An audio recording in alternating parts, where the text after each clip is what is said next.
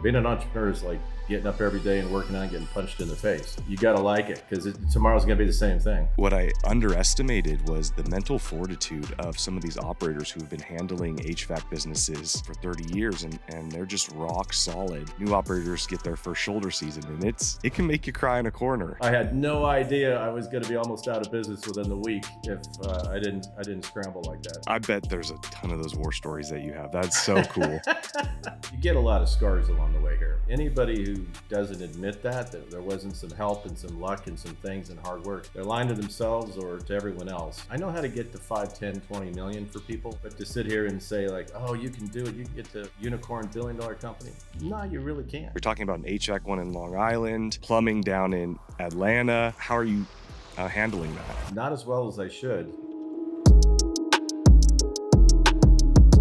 Welcome back to JackQuisitions. Today I have an awesome guest that I'm very, very excited about talking to today. He has his own podcast. He is the one, the only Michael Crow. How are you doing today, Michael? I'm great. Happy to be here with you. Yeah, man, really excited. You have a very unique story. You have your own podcast now that we've talked about a few times. Tell the audience a little about yourself, your background. Who is Michael Crow? Yeah, it's a journey. When you get old, you've got a lot of experience that you build up on, and hopefully you can, kind of impart some wisdom to everybody else. Although my children don't always listen to me as much, so I need some practice, perhaps. Look, I started out with, I'll go quickly through the early days, but in California, and went to state college, did well, put myself through school, got a scholarship, worked, and got a great job at Pricewaterhouse and Consulting. Wanted to travel the world. I did that. Ended up CFO for a big bank. Ended up thinking I was going to run the place. And then, like probably a lot of other listeners, after a 12-year busting my ass, totally intense, got divorced, just threw it all into it. I was told like, we don't want you running the bank. We got somebody else. And I had to go out and say like, oh, that didn't work out so well. So I started doing some real estate, buying companies, taking the same skill sets, and I haven't looked back. And it's been 20 plus years of being an entrepreneur and making my own way. If you're looking to buy or sell an HVAC or plumbing company, you need the best, not some generalist who just sold a Subway franchise last week, but you need the absolute GOAT of HVAC and plumbing M&A. And that's why I work with Patrick Lang at Business Modification Group. Patrick has sold more HVAC and plumbing businesses than anyone I know. He knows the buyers, he knows what the company is worth, and he knows how to get deals across the finish line. If you're an owner thinking about selling or you're a buyer looking for your next deal, Patrick is the guy to go to. You want him in your corner, click the link below or head on over to businessmodificationgroup.com/JQ and get on his newsletter for exclusive deals or sign up for a free deal review and see what a business is worth. Yeah, I think that resonates with a lot of people is they feel like they dump their heart into a company and then they don't get reciprocal feedback, if you will. And so you said you started buying businesses. Where was that entrepreneurial spirit? Where did it come from? Was it just, hey, I want to go do this myself, and you bought the first one and then kind of got the bug, or was it always hiding in the background? Probably what gave me the validation, I had a unique experience in that when I was 25, I was working in Europe and I got diagnosed with what turned out to be stage 4 cancer. So when I spent 9 months beating that, 3 surgeries, lots of chemo, tough time, I came out with an attitude, I'm not going to do anything I don't want to do anymore for anybody else. And I started working on real estate projects on the side while I was a senior vice president and CFO of a major $200 billion bank. Like I just did it. And I started making more in the real estate than I was making at the bank. Yeah, right. And that was my first clue. Like, hey, it's a lot better to own something than to be working for somebody else with the promise of future advancement. So that gave me some of the confidence to go out there and go out on my own. And I started kind of a bit of a mistake on my part. I just started looking at all kinds of deals to go buy without a real focus. Mm-hmm. I had the financial skills and the organizational skills and some capital contacts, but I wish I would have bought a lot of plumbing companies and HVAC companies, back then. We'd be having a whole different podcast, Yeah. Definitely. So give us some context in terms of, so you're looking for your first business. What year is this?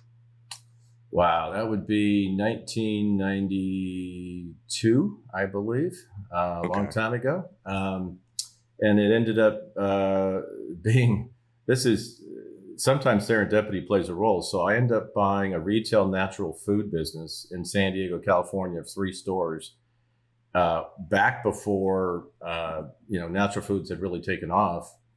And I end up ultimately meeting with John Mackey in Whole Foods in Austin, Texas, sitting down trying to buy his company and merge them together.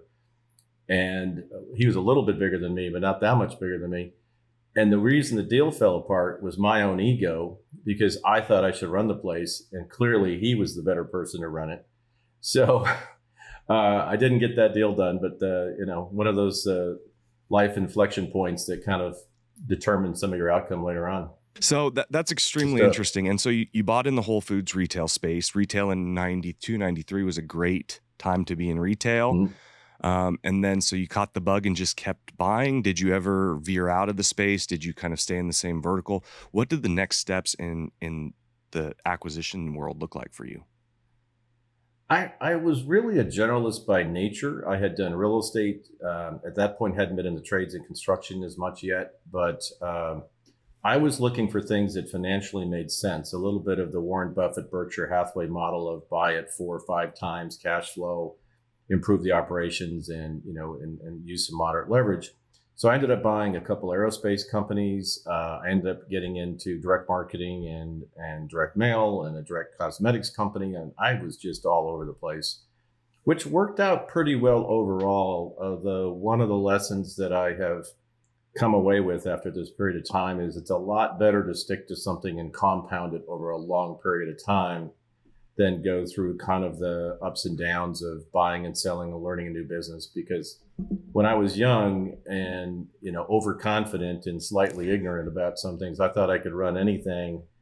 And just because you may or may not be able to do that doesn't mean you should. And I should have just stuck to a theme like retail natural foods, or if I would have been introduced into the trades back then, I would have definitely enjoyed growing that business.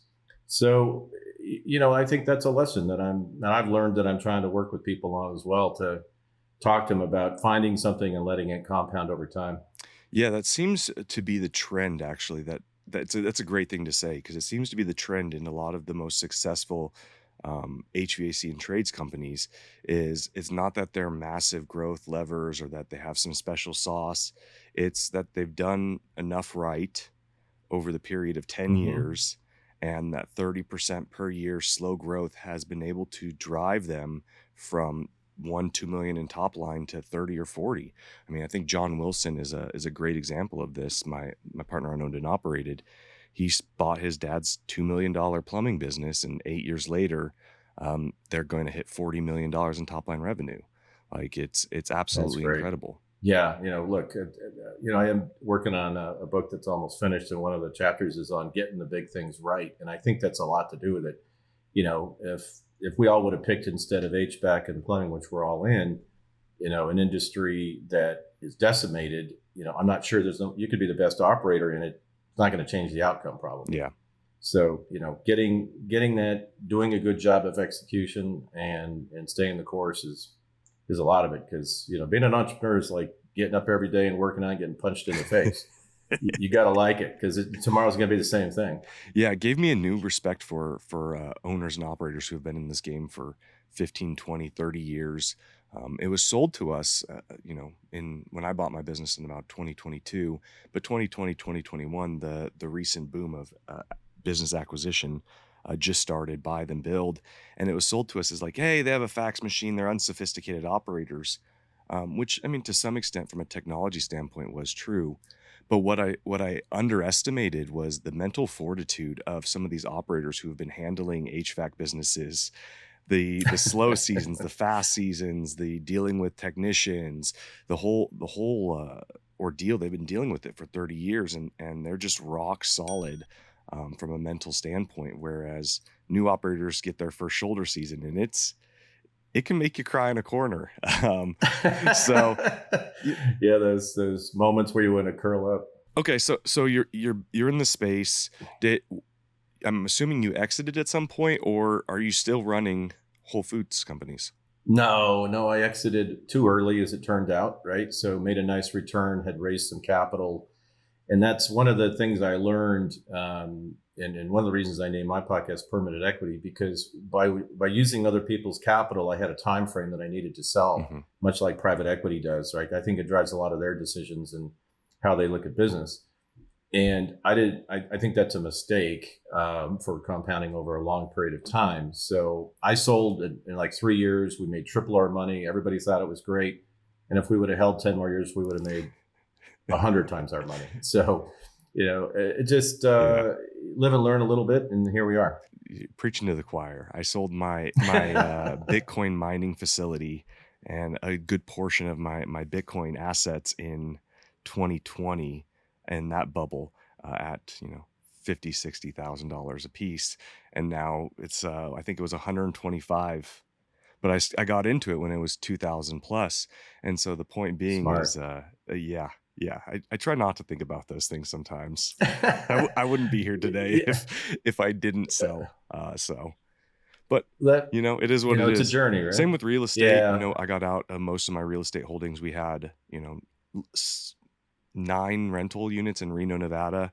We exited in between 2016 and 2018 because I was assuming that there was going to be some kind of market crash, which apparently is very, very wrong. So as you're listening to anything I say on this podcast, just know that I've made plenty of bad decisions, but this permanent hold thing actually rings true, just because we made great money on both those asset classes, right? Still, I wouldn't be here today though if I held on to all those asset classes. So it's one of those conversations where sometimes timing and that continual hold is more important. I'm sure if it went the other direction, it would be a completely different conversation. Many people have sub 2008, but still, it's an interesting perspective, especially in a rising market versus a falling market. Yeah, look, we all have the same crystal ball, and it's all cracked for all of us, right? There's just, and I used to make this comment, like, I went to business school, and you look at the professors, and they're teaching all these things. Well, they're not rich, Yeah. So, there's the theoretical side and the practical side, and we live in the practical world. We got to make payroll. We got to collect, businesses. I mean, I had over leveraged in a deal. I had bought an industrial products company, and I had a Fortune 500 concentration on one account. Long story short, they decided not to pay their vendors for 6 months and made a mistake. And we were literally going to be out of payroll with this one account. I got on a plane and went to Singapore. I told my salesmen, they were just in time inventory, pull all our materials out of the manufacturing facility under some auspice of QC. Long story short, I get there, I let them know we got to get paid. No, we can. I said, well, you don't have any inventory. You're going to have to shut down tomorrow. And I got on a plane and got out of there because I wasn't sure what they were going to do. And they wired the money, but I had no idea I was going to be almost out of business within the week if I didn't scramble like that. Yeah, definitely. I bet there's a ton of those war stories that you have. That's so cool. I'm still here like you, Jack. I'm look, I've done well. I'm living in a nice place. I've got, my family's in good shape. But you get a lot of scars along the way here. And anybody who doesn't admit that there wasn't some help and some luck and some things and hard work, they're lying to themselves or to everyone else. I'm not a guru. And people ask me, well, how do you do it? I know how to get to 5, 10, 20 million for people and how that just is compounding with hard work. But to sit here and say like, oh, you can do it. You can get to, a unicorn $1 billion company. No, you really can't. You really can. It's just, it's the exception to the rule. It's just a handful of people, and they had a lot of luck in getting there too. Definitely agree. And then industry, market, timing, place, the whole 9. Exactly. Yeah. And so fast forward a little bit, you're in it for the love of the game, and you decide at some point in the last, 3 years, that you wanted to get in on the home services trade with this permanent equity mindset, correct? Yes. Yeah. So part of that's going back to our earlier conversation too. I had come up with a thesis about apartments, commercial real estate in the Southeast, everybody migrating down starting around 2014, 15. It was kind of the great financial crisis hurt me a lot. Mm-hmm. Having my partner be Lehman Brothers was not exactly the best thing to have at the time. But I came out and said, I'm going to start buying. I think it's right. Had some backing and built up a pretty good sized portfolio of 5,000 units. And we started doing our own construction, our own trades as well, HVAC, plumbing, light construction, not heavy construction and new stuff, but all the refurbishment work. So it's a pretty good sized operation, probably doing 25 million a year and just working on our own apartments. And so I learned the commercial side of it. And then when I saw rates going up and things happen, I was selling as fast as I could, getting out of real estate, but saying, hey, I'm going to go explore the wild side here of residential and figure out some way to go knock on doors and see if we can't, upgrade a few units or something. So that's how I got into it. And it's been an education. It's another one. I'm learning a lot. Probably one of the most important decisions you can make in your ETA journey is which SBA lender you are going to pick. A lender who will be in your corner to get you closed on the deal, as well as set you up for future expansion.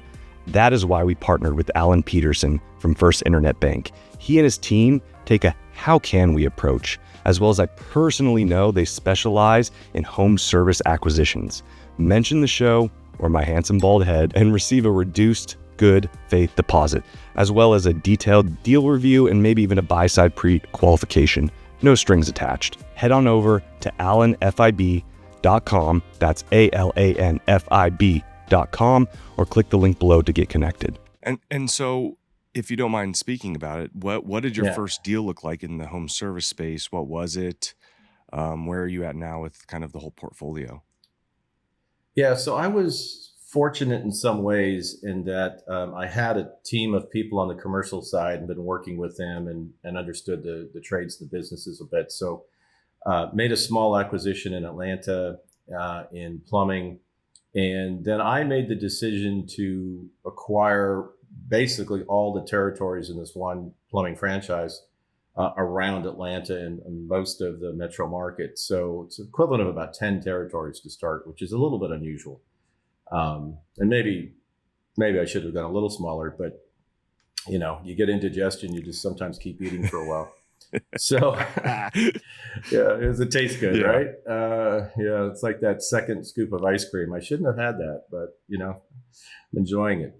So I got into it for that reason, because I thought that the systems and the things they were bringing for the playbook on the residential side is what I needed to complement the fact that I was coming at it with already pretty good commercial work and contacts over there. So that's how I got into it, and that was a year and a half ago. I'm two general managers later, grinding away trying to find the right people, but we're growing and doing a good job and looking for small acquisitions. So I'm very comfortable acquiring, and I like to do that. I don't like the prices that I see in the larger deals. I think you're also looking, and I've listened to you talk about, you walk away as well, and I don't see why paying 6, 8, and 10 times for a business that I know makes sense, in the larger ones. So I tend to focus on smaller tuck-in acquisitions that are 2 to 3 times cash flow at the most with some terms, and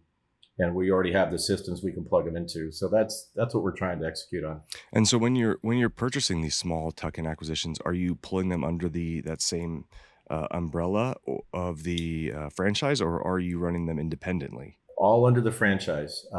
So they're getting a nice free ride on me, which I point out to them occasionally. Yeah. Actually, often. But that's kind of the game. And, right or wrong, my view on it has been, I think, there's not going to be room for small tradespeople to go start their own companies anymore. I think that's going to be a very difficult task.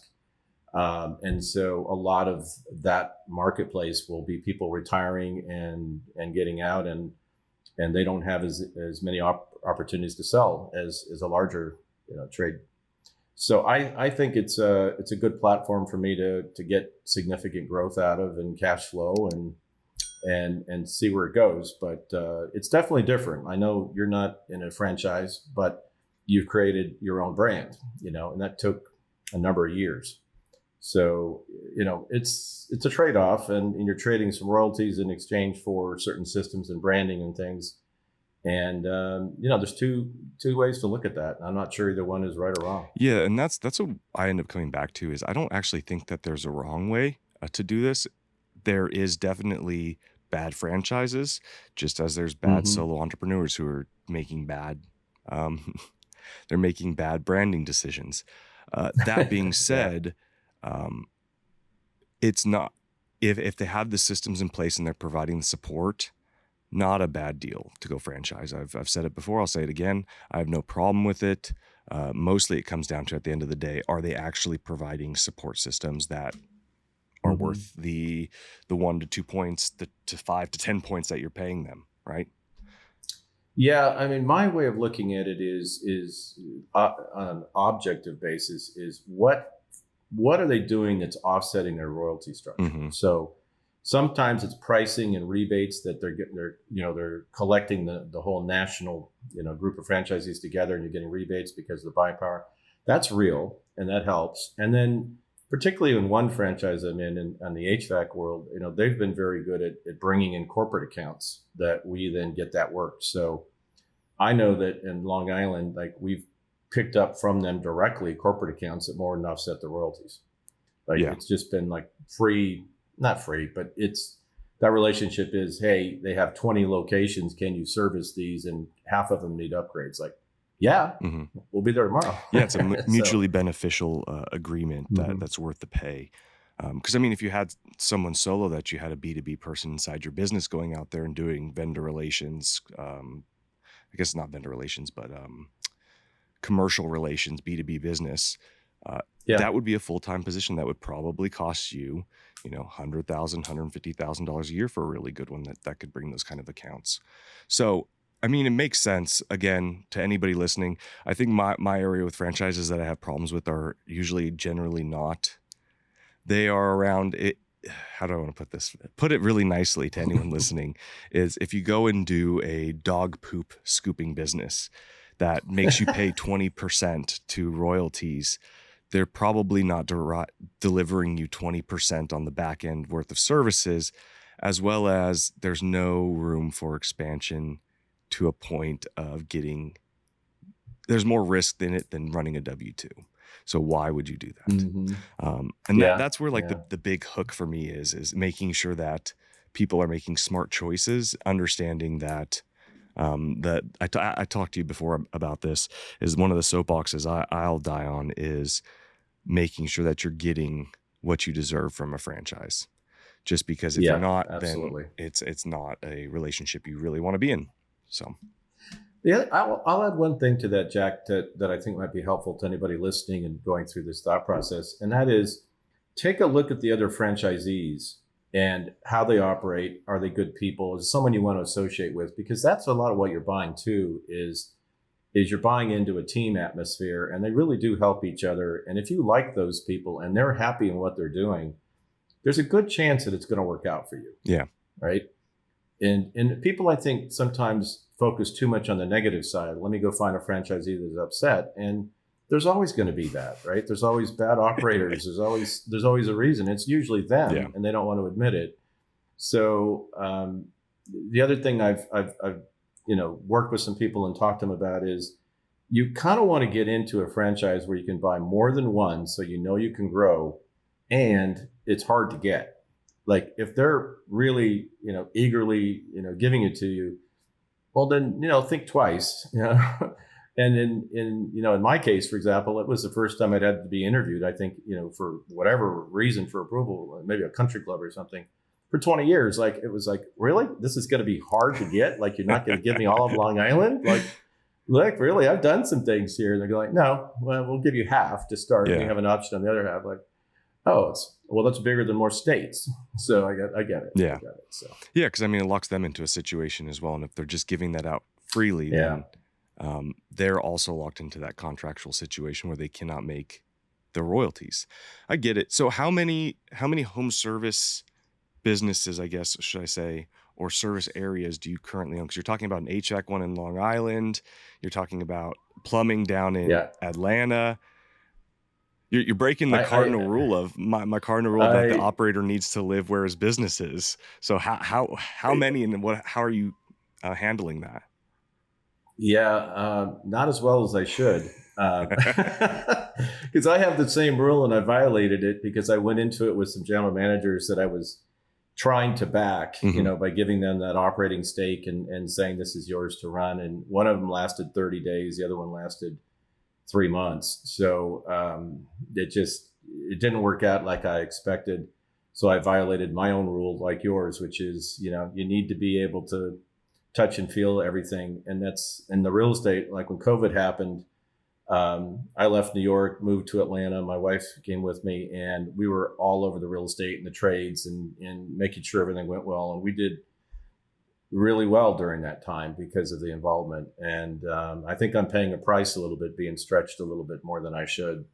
And, I'm working on trying to figure that out.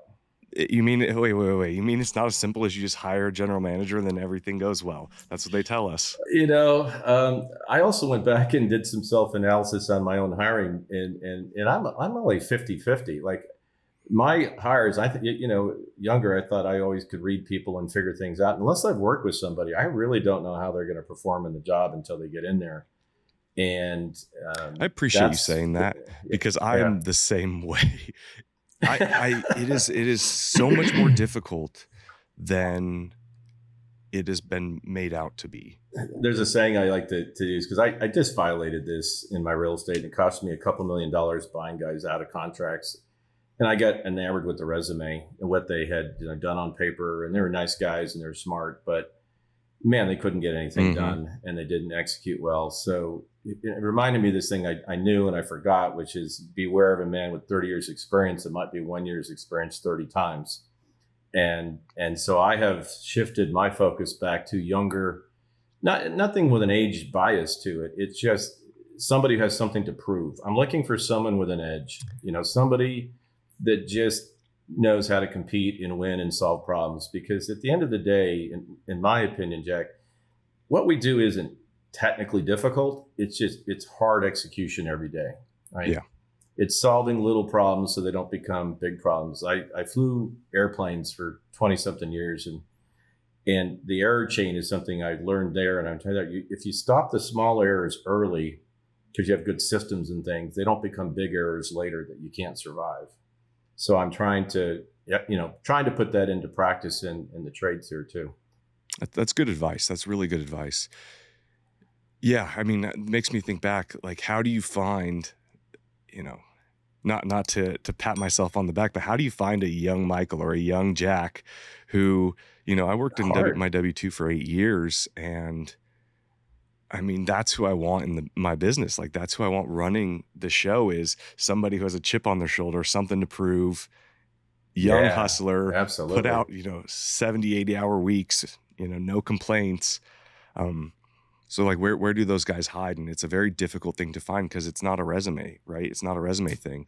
I went into some of those businesses with half a year experience and ended up, transforming their businesses. It was more, what I focus on is, we coined the term, does this individual have the horsepower?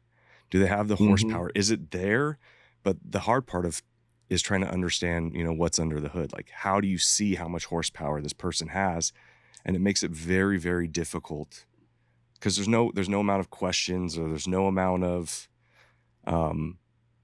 there's no incentives that will make somebody want to work there and work hard and push through. They have to be self-motivated, money motivated. Like, it's this really weird mix of, I mean, I totally agree with you here. Maybe we have confirmation bias going on, but I mean, everything you say, I usually agree with it, like, because we both got beaten up along the way. And I want a young Jack. Like, that's what I'm looking for. It's the guys who want to do it for themselves, or are already doing it for themselves, are really the ones you want. Yeah. And, and it only takes 1 or 2 A players. Like, everyone says you need all A players. I don't agree with that. I don't even think that's practical, because they'll kind of kill each other if you got, 5 or 6 people all tearing each other apart. But you do need a couple, and you really got to build a team around it. And I don't know any other way to do it. It's problem solving. It's every day. It's like, it's that desire to do it, to do the right thing when no one's looking, right? Hard to find. And I've made a lot of mistakes, and I'm trying to correct them, but at least I acknowledge that I made mistakes and I can learn from it. And Michael, so next steps for you, right? So you've had a successful career in real estate. You've had a successful career buying businesses early on. You're continuing that success into now I'm assuming you still own some real estate, and now you're buying some home service businesses.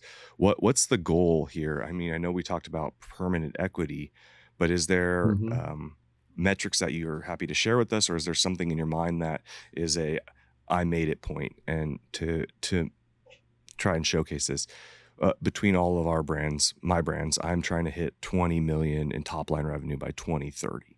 So I have another 5 years to grow, between 60 and 100% per year for the next 5 years will get us to that 20 million mark.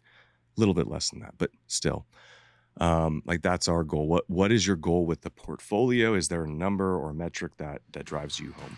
Hey, everybody knows that leads are tough to come by, but what if they weren't? ServiceScalers is the no BS marketing team just for home service contractors. They run SEO, PPC, LSA, and GMB campaigns that actually bring in customers and not just clicks. They've delivered me tons of leads tied to real revenue, and they can do the same for you. If you sign a 12-month contract, your first month is free. Click the link below to get started.